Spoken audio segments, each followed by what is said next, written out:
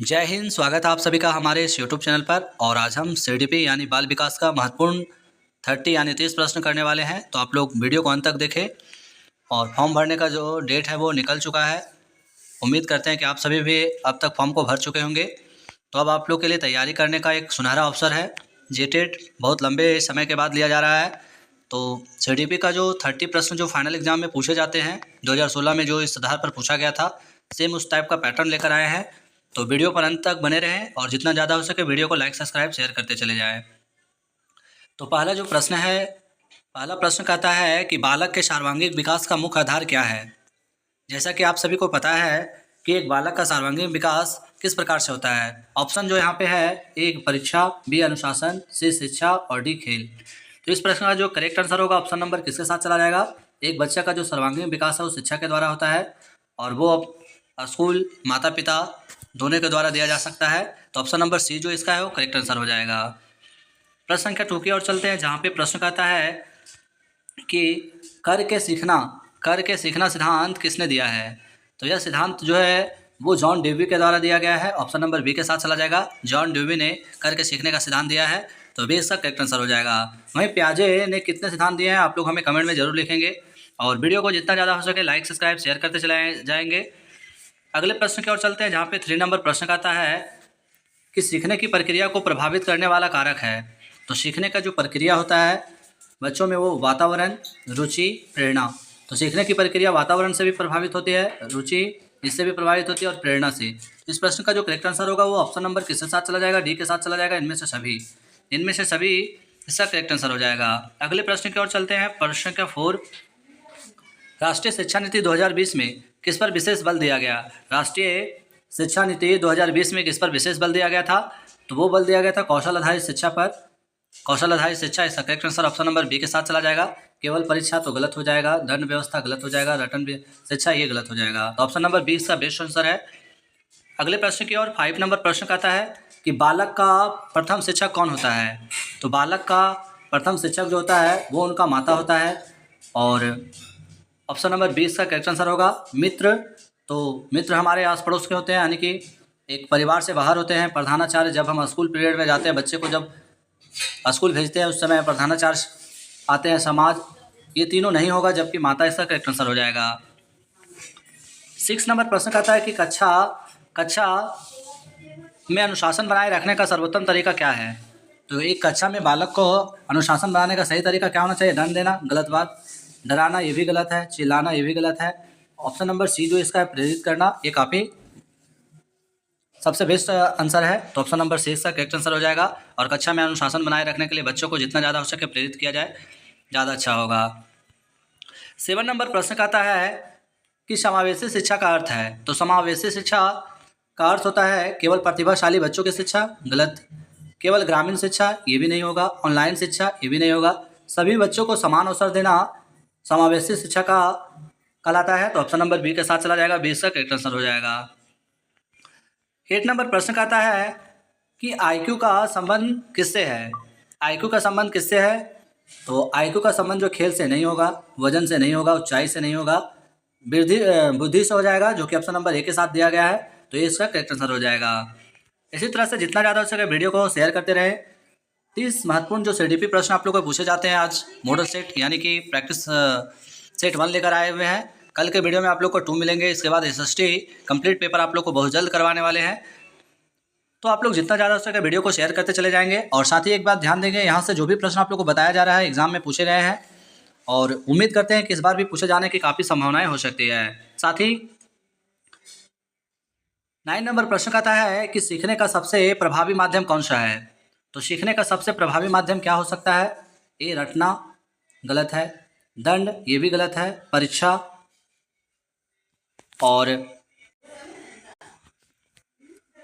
ए में कह रहा अनुभव। तो सीखने का जो सबसे प्रभावी माध्यम होगा वो अनुभव होगा, जो कि ऑप्शन नंबर ए के साथ चला जाएगा। तो ये इसका करेक्ट आंसर हो जाएगा। अब हम 10 नंबर प्रश्न की ओर पहुंच चुके हैं, जहाँ पे हमारा प्रश्न कहता है कि शिक्षा का मुख्य उद्देश्य क्या है। तो शिक्षा का मुख्य उद्देश्य क्या होता है। एक व्यक्ति का शिक्षा का मुख्य उद्देश्य होता है नौकरी प्राप्त करना, बिल्कुल नहीं। नौकरी तो प्राप्त हर कोई करता है। अंक प्राप्त करना, ये भी नहीं होगा। खेलना ये भी नहीं होगा। व्यक्तित्व का विकास करना शिक्षा का मुख्य उद्देश्य होता है, तो ऑप्शन नंबर सी के साथ चला जाएगा। सी इसका करेक्ट आंसर होगा। वैसे नौकरी तो हर इंसान चाहता है कि हमें नौकरी मिले, लेकिन इसका बेस्ट जो आंसर है निकल कर आ रहा है ऑप्शन नंबर सी के साथ, व्यक्तित्व विकास शिक्षा का मुख्य उद्देश्य होता है।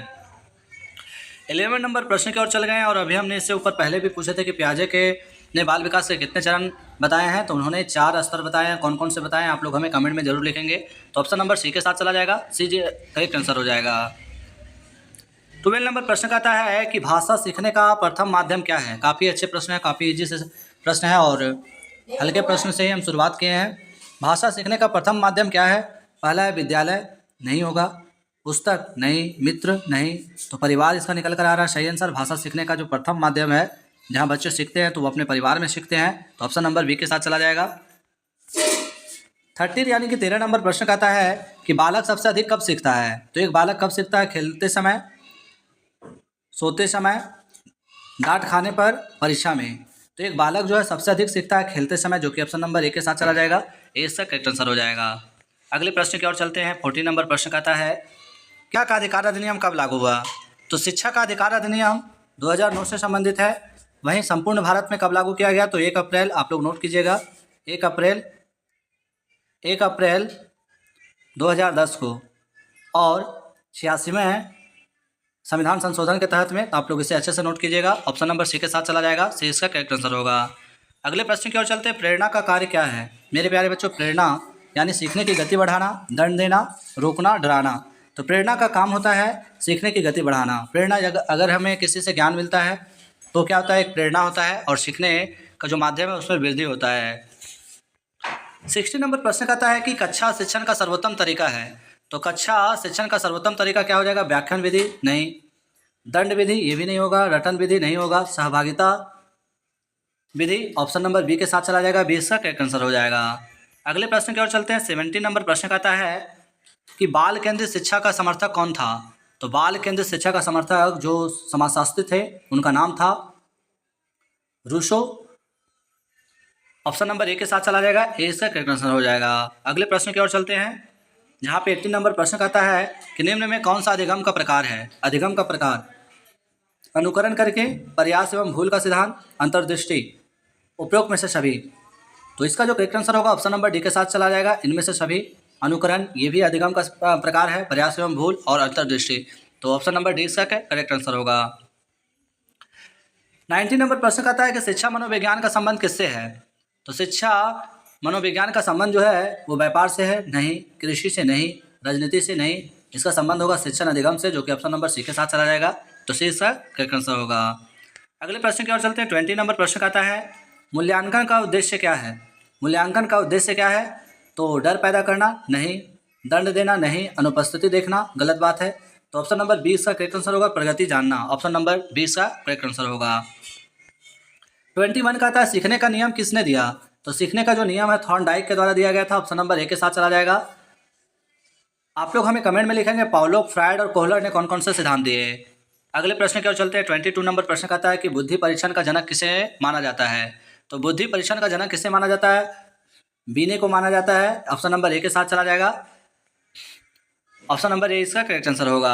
अगले प्रश्न की ओर चलते हैं। 23 नंबर प्रश्न कहता है निम्न में से कौन सा प्रेरणा का प्रकार है। तो प्रेरणा का प्रकार कौन सा हो जाएगा। आंतरिक भी हो जाएगा, बाह्य भी हो जाएगा। प्रेरणा जो दोनों तरीके से होते हैं, आंतरिक और बाह्य। तो ऑप्शन नंबर सी के साथ चला जाएगा, इनमें से दोनों।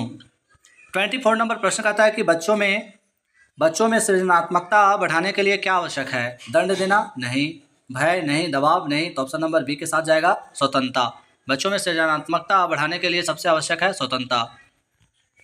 25 कहता है सीखने में रुचि बढ़ाने का साधन क्या है। तो सीखने में रुचि बढ़ाने का साधन क्या। दंड देना नहीं, रटत नहीं, परीक्षा नहीं, गतिविधि आधारित शिक्षण, यानी कि ऑप्शन नंबर ए के साथ चला जाएगा। तो इसका सही आंसर हो जाएगा।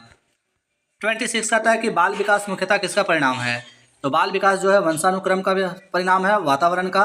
तो ऑप्शन नंबर जो सी दिख रहा है इनमें से दोनों हो जाएगा, वंशानुक्रम और वातावरण बाल विकास इसका परिणाम है।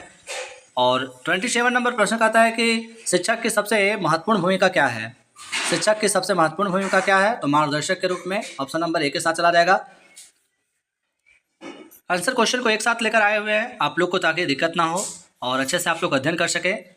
28 नंबर प्रश्न कहता है कि सतत एवं व्यापक मूल्यांकन CCE का उद्देश्य है। केवल वार्षिक परीक्षा, बिल्कुल गलत बात। दंड देना, नहीं। प्रतियोगिता बढ़ाना, नहीं। इसका उद्देश्य होता है निरंतर मूल्यांकन करना, जो कि ऑप्शन नंबर बी के साथ चला जाएगा, तो बी इसका सही आंसर हो जाएगा। 29 नंबर प्रश्न कहता है कि किशोरावस्था में सबसे अधिक विकास किसका होता है? तो किशोरावस्था में सबसे अधिक विकास शारीरिक का होता है, मानसिक और सामाजिक, यानी कि ऑप्शन नंबर डी इसका सही आंसर हो जाएगा। इसी तरह से लास्ट जो हमारा प्रश्न है 30 नंबर प्रश्न है, और आज का शिक्षा में ICT का अर्थ है। ICT का अर्थ क्या होता है? इंफॉर्मेशन एंड कम्युनिकेशन टेक्नोलॉजी होता है, जो कि ऑप्शन नंबर ए के साथ चला जाएगा, तो इसका करेक्ट आंसर हो जाएगा। उम्मीद करते हैं कि आप लोग अच्छे से तैयारी कर रहे होंगे जौहर झारखंड, और मेहनत करते रहें, सफलता जरूर मिलेंगे। वीडियो को जितना ज़्यादा हो सके लाइक सब्सक्राइब शेयर करते चलाएंगे। जय हिंद, जय भारत।